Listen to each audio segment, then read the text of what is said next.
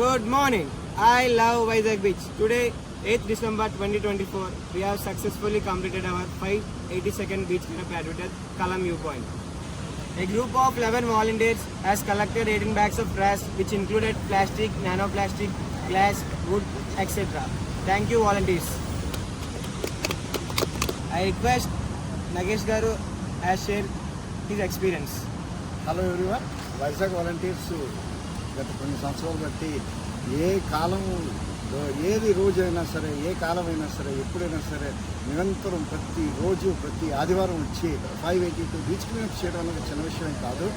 ప్రతి వారం మనతో ఏదో ఒక అసోసియేషన్, ప్రతి వారం ఏదో ఒక వాలంటీర్స్ గ్రూప్ వచ్చి జాయిన్ అవుతున్నది.